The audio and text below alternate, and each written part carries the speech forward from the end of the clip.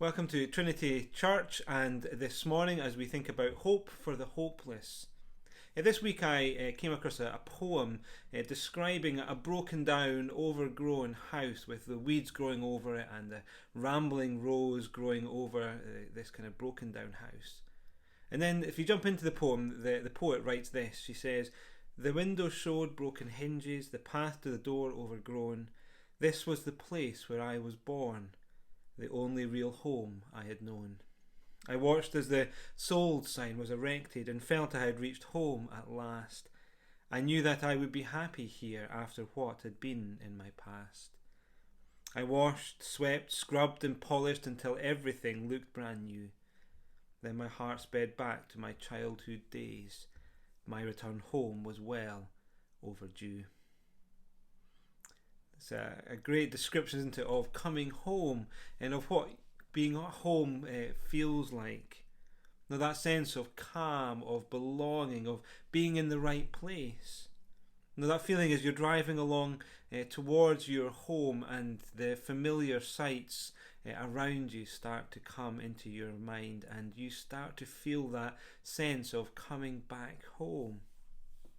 I read that because the passage we're going to read in Luke's Gospel speaks about Jesus when he came home and what happened then. The passage I'm going to read is from Luke chapter 4. It'll be on the screen so you can follow along. So Luke 4 verse 14. Jesus returned to Galilee in the power of the Spirit, and news about him spread through the whole countryside. He was teaching in their synagogues and everyone praised him. He went to Nazareth, where he had been brought up, and on the Sabbath day he went into the synagogue as was his custom. He stood up to read, and the scroll of the prophet Isaiah was handed to him. Unrolling it, he found the place where it was written, "The Spirit of the Lord is on me, because he has anointed me to proclaim good news to the poor. He has sent me to proclaim freedom for the prisoners, and recovery of sight for the blind, to set the oppressed free, to proclaim the year of the Lord's favour." Then he rolled up the scroll, gave it back to the attendant, and sat down. The eyes of everyone in the synagogue were fastened on him. He began by saying to them, "Today this scripture is fulfilled in your hearing." All spoke well of him and were amazed at the gracious words that came from his lips. "Isn't this Joseph's son?" they asked. Jesus said to them, "Surely you will quote this proverb to me, 'Physician, heal yourself,' and you will tell me, 'Do here in your hometown what we have heard that you did in Capernaum.' Truly I tell you," he continued, "no prophet is accepted in his hometown. I assure you that there were many widows in Israel in Elijah's time, when the sky was shut for 3.5 years and there was a severe famine throughout the land. Yet Elijah was not sent to any of them, but to a widow in Zarephath in the region of Sidon. And there were many in Israel with leprosy in the time of Elisha the prophet, yet not one of them was cleansed, only Naaman the Syrian." All the people in the synagogue were furious when they heard this. They got up, drove him out of the town, and took him to the brow of the hill on which the town was built, in order to throw him off the cliff. But he walked right through the crowd and went on his way. In this short talk, we're jumping into the life of Jesus, right at the beginning of his public life. He's been making waves in Israel, and here we find him returning to Nazareth, where he had grown up, the local boy coming home. And as we think about the hope which Jesus brings this morning, particularly to a suffering world, I wanted to come here. I want to come here because it seems to me that there's so much confusion about Christianity and Jesus. Now, I put those two things together, Christianity and Jesus, because right at the heart of Christianity is Jesus. Now, I guess you could say the clue's in the name. Christ, Christianity, Jesus Christ, right at the heart of Christianity. There's so much confusion about Christianity and Jesus because people think Christianity is maybe it's a system of rules and regulations. It's a system of rituals. It's a system of morality in which we're told to do the right things to do and the wrong things not to do. And while Christianity does contain some of those things, that's not what Christianity is all about. It's not what's right at the heart of Christianity. Right at the heart of Christianity is Jesus. And Christianity is about responding rightly to him. And again, then there's confusion about who Jesus was. Was he merely a great teacher, a miracle worker? Was he a legend, a political revolutionary? So much confusion. What I wanted to do this week and in the coming weeks is to see that Jesus is someone who, although he lived 2,000 years ago, has relevance for our life now, who can bring hope to the hopeless, someone who brings good news to all of us. And hopefully, as we look at the portraits of Jesus, it's just a couple of the portraits of Jesus in the Bible, we will be clearer on who he is. The bit of the Bible that I just read, we see that people were amazed at Jesus in his time. A little later in the passage, we read of them being praising him because of his gracious words, the words which he spoke, words which were full of grace. And all through the portraits of Jesus, that's one thing that we find him doing time and again. He is teaching, speaking about good news, saying things that he was going to do and saying them in a way in which impressed people, which amazed people, a way in which people had never heard anyone speak before. So it was more than just being inspiring and rousing words. It was because he was speaking about the deepest needs that people had. And he was exposing what their deepest thoughts were like and what they really needed. And so what was it that was so amazing about what he said, that people were praising him because of what he said? Well, Luke, the doctor who has written this bit of the Bible that we read, gives us a summary of what those amazing words were. It's in lines 18 and 19 of our passage. Jesus said that he had come to preach good news.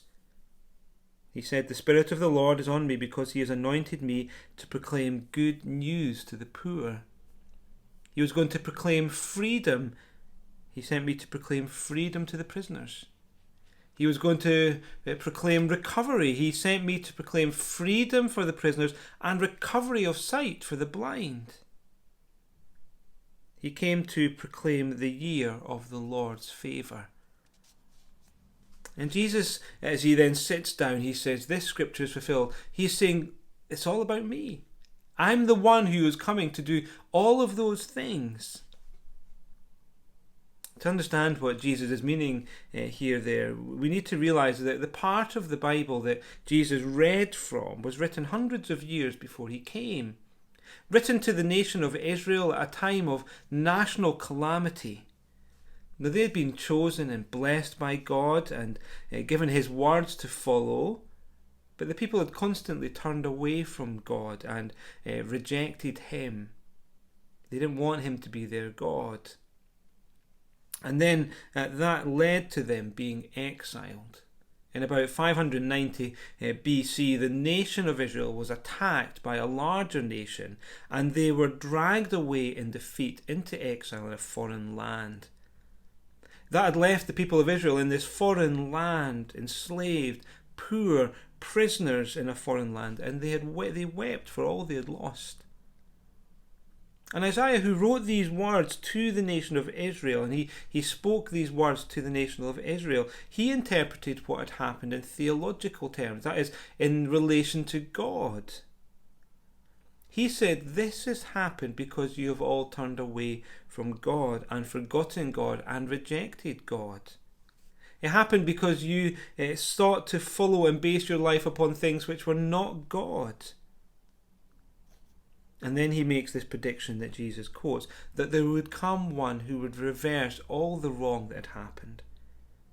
To the poor he would announce good news. To the prisoner he would proclaim freedom. To the recovery of sight, to the blind, freedom for the oppressed. It was a prediction that one day someone would come who would right all the wrongs and turn everything around. It was a prediction about someone who came to be known as the Messiah, the one who would come from God to bring hope to the hopeless. And Jesus says, "That is me." It was no small claim. He was claiming to be sent by God to be God's blessing to the poor and the marginalised of society. We not have time to read all of Luke's portrait of Jesus, but if we read that, we would see Jesus then time and again doing things that you would expect someone who comes claiming to be God's Messiah, claiming to be the Christ, claiming to be the Son of God. And he comes, and when he comes, he says, "I have come to help those on the margins of society, those who are in great need, the poor, the prisoner, the blind, the oppressed." I guess the question is, who is he speaking of? Who are the captive, the poor, the prisoner, the oppressed?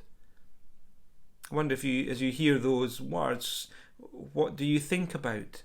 Poor, captive, oppressed.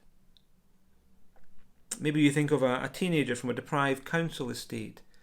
Now his parents are both out of work, they've become depressed, they are now drink too much and become addicted to heroin. He's recently got involved in a gang, and slowly but surely he's been drawn into their criminal activities. He wants out but sees no way out. Would he be someone that you might think about?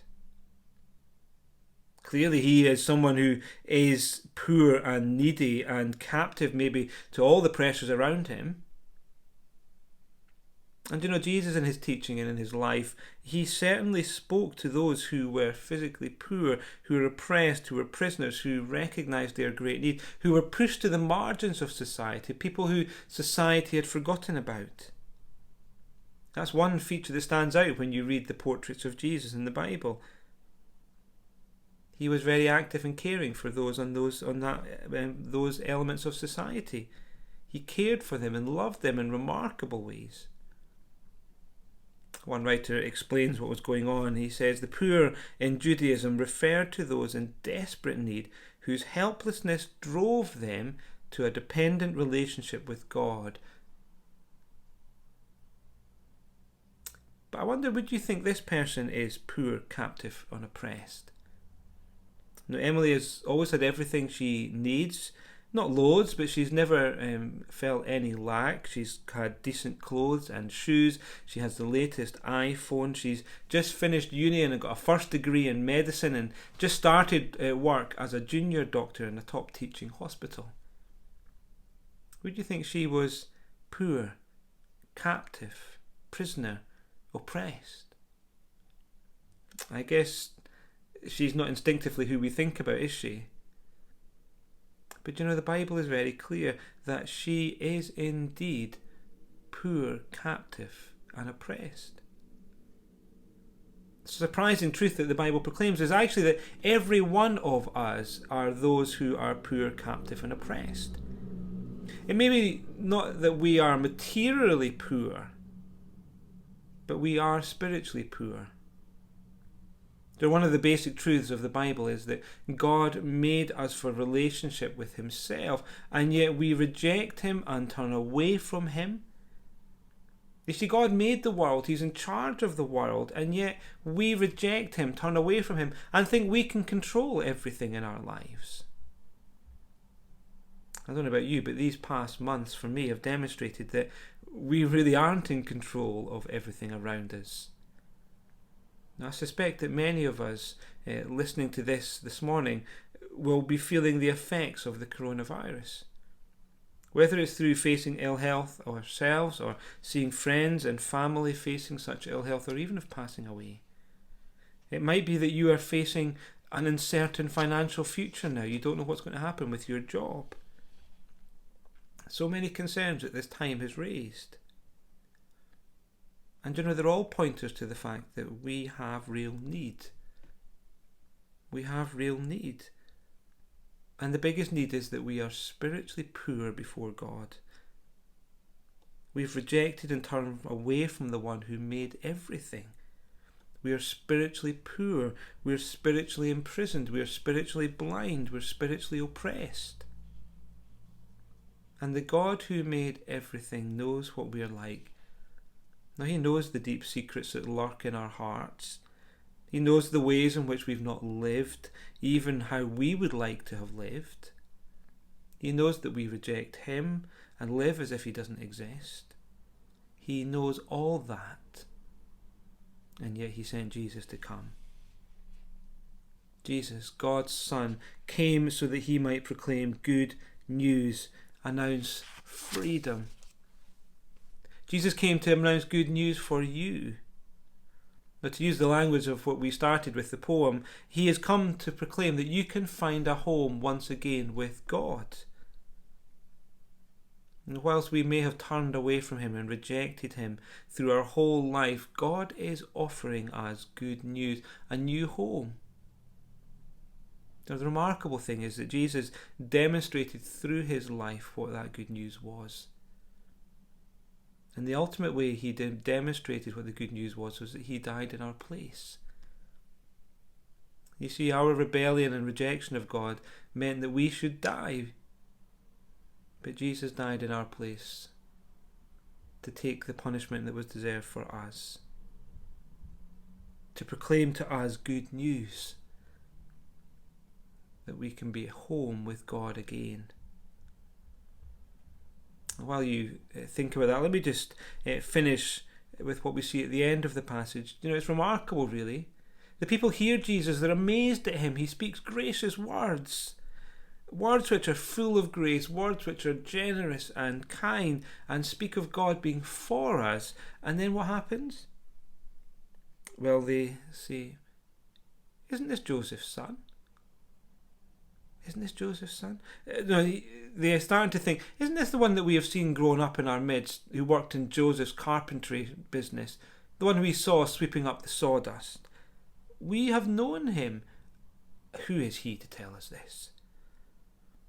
And after Jesus gives a couple of examples of people in their history who had found God at the moment of their greatest need, they turn on Jesus and try to kill him.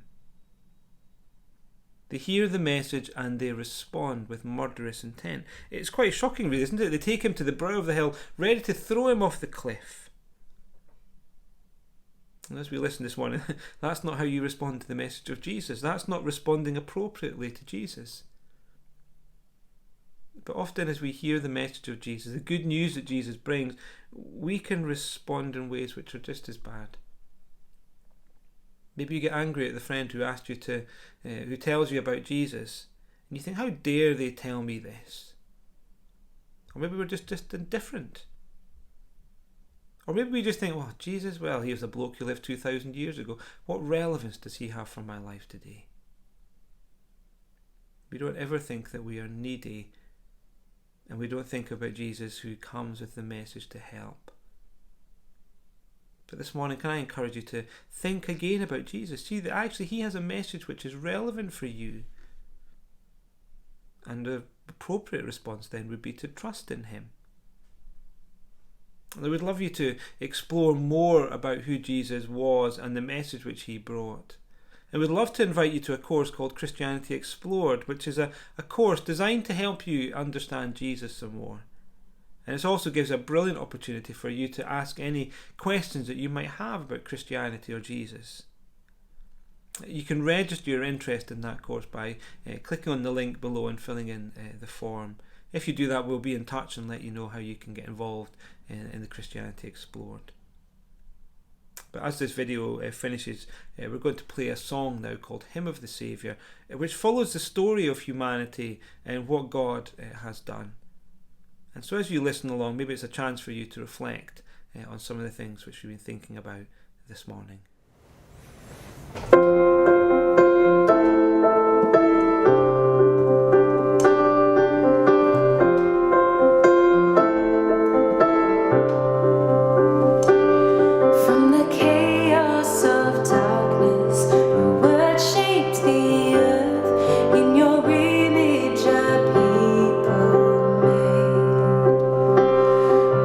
Traded perfection, truth for a lie, and